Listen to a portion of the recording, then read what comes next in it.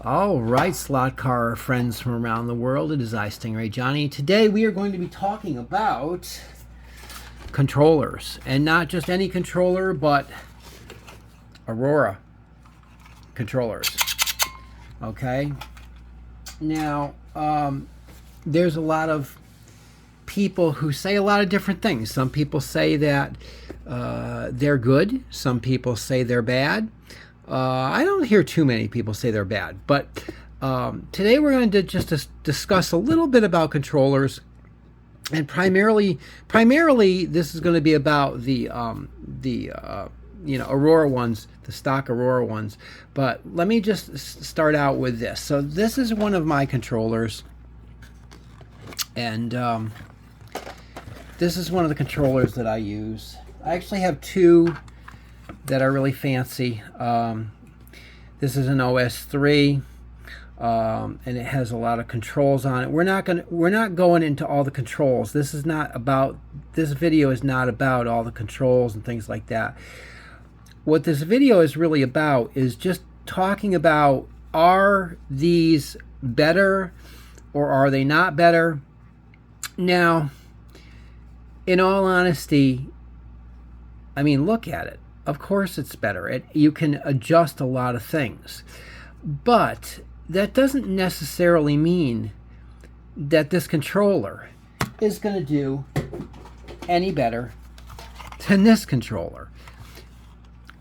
That other controller that I just showed you, it's not going to make your car any faster. This controller will make your car just as fast as the other one. What the other one will do for you is, you can customize it. Like there's sensitivity controls of when you squeeze this throttle, and then there's brake and there's coast. And so, like, let's say you want your car to when you let off the gas, let's say you want the car to coast a little further, you set a little more coast. Let's say your car is going into the corner and you want it to brake a little harder. When you let off that gas, you want it to stop faster. You give it a little more brake. These things are kind of comforting. They help you drive the car the way you want it to. They actually kind of help make the car what you want it to be. Make the car do what you want it to do. Now, in all honesty, I don't use these controllers, the way they're meant to be, because basically they come with 3 plugs, and I'll show you my other one as well. This is the one I use the most, and again, this is a DeFalco. And it also has three leads here. One is for brake, so like if you hook up the red one, you'll get brakes. I don't hook it up. I don't use brakes, and I'll tell you why. And just because I don't use it or prefer it doesn't mean you won't. But I almost like more of a natural feel to the car. I want to know what the car is going to do. Now, when would I use, some of these other features?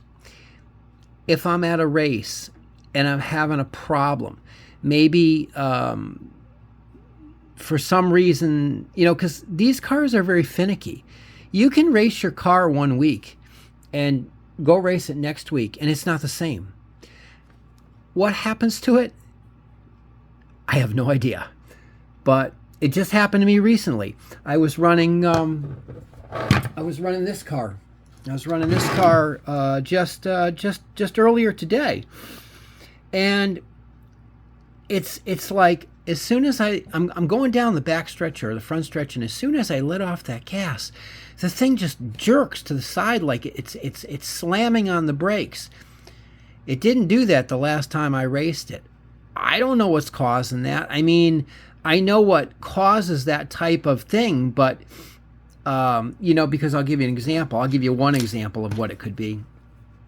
sometimes these are a little too tight, and you got to kind of just lift them a little bit so your brushes aren't pushed down so hard, and that will give you a little less breaks. There's other things. I looked at the car. I don't see that that's the problem. I don't know what's wrong with this car. All I know is, it was running great for months, and then all of a sudden it wasn't.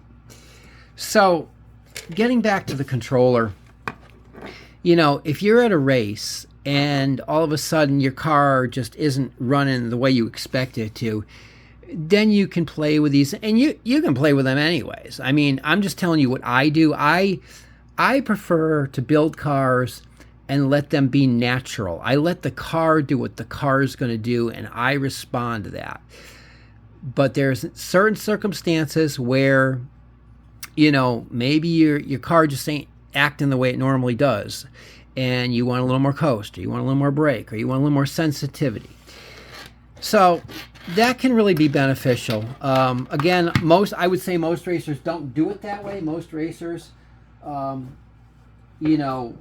always set their things. But I'm not even a big fan of a lot of brake. I like the car to roll into the corner. I have the belief that part of stability of a slot car is smoothness. And if your car's braking and then throttling and braking and throttling, you're losing that smoothness. I like that smoothness, and you get that smoothness from not braking. You get that smoothness from from very calm, on off, and letting that car coast, and then letting it pick up speed slow and coast and speed, It's all in what you want. Everybody's different. This is the way I believe, because what it all comes down to is the more you jerk the car around, the more unstable it becomes, and then it doesn't handle right, and then it's not coming out of the corners with the wheels on the ground. It's bouncing up and down because the tires are trying to grab, and there's just a lot involved in it. But anyways, getting back to the AURORA controller. Now, this is the old style controller. And when I say old style, I mean like 60s old style, maybe early 70s. The reason it is because if you look, it fits my hand. I'm an adult, and this fits my hand. I think was it around the mid-70s, they started making these in a smaller size, and they were made for kids. And they don't fit an adult hand as well. Yes, I can race with them. And yes, they probably work pretty much as good as these ones do. But I do like the bigger controller. Another feature I like about these earlier ones is they're not glued together. You can actually take the screws out, and you can do a repair on them if you want. Now, the beauty of these controllers are they're like 45 years old, and you can still buy them on eBay and other places, and you can get them cheap. I mean, you can buy these for sometimes $5 a piece. And now they don't have brakes. You can see that it has a 2-wire setup. They don't have brakes. And obviously, this isn't going to plug into your track. But you know what? You can get a plug from a different controller. Maybe you have a controller that's damaged or something, and you can actually put the plug on here and plug it right into your track. Or you can do like on the fancier controller here, where you can put the plugs on there, or the little the little tweezer clamp things, whatever you call them. I don't know what you call them, but anyways. So my point about these is this: these are cheap. They're very cheap. They're very old. I would definitely, if you're going to get these and you're an adult, I would definitely get the adult-sized one. Don't get the little tiny ones. You can usually tell by this right here. The little smaller ones only have this part. They don't have this kind of filled-in part. But yeah, get the larger size ones. These things work great. I know people who race professionally, and they use controllers like this. This controller will make you go just as fast as any other controller. The only difference is like I said, you know, you can't do things like let's say you're at a race and maybe your car starts running funny or something and you don't like it and you might want to adjust a little brake or something. You can do that. But you want to know something? That doesn't happen a lot in a race. In fact, what happened to my other car there, I like I said, I don't know what happened. I have to take a better look at it. But you know, these are really good controllers, and you can win with these controllers. They're 45 ohm.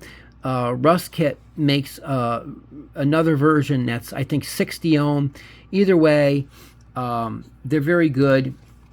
And you know, I would recommend these, you know, to anybody who is on a budget or whatever. I mean, because they are good. They are good and they're cheap. And you know what? If you know somebody who can do some electronics, you can even wire in some other features to them. But they run good just like they are. They're just, you know, but the car is going to do what the car is going to do. You can't manipulate it. You know, you can manipulate it with the other controller. With these, they're pretty straightforward. But again, I'm going to say it one last time. This controller will make your car go as fast as any other controller. As a matter of fact, I'm not even 100% sure that this controller won't make your car go a little faster. And I'll tell you why. There's a lot of electronics in this thing, okay? Electronics use power. This uses power. This uses less power. Using less power for the controller might actually make your car go faster. I don't know. All I know is these are nice. Don't just, you know, poo-poo them and say, nah, they're too old, they're no good. They are. They're very good controllers. I hope this helped you out. If it did, please like and subscribe to the channel. I would really appreciate it. And I guess we will talk to you soon. Bye-bye.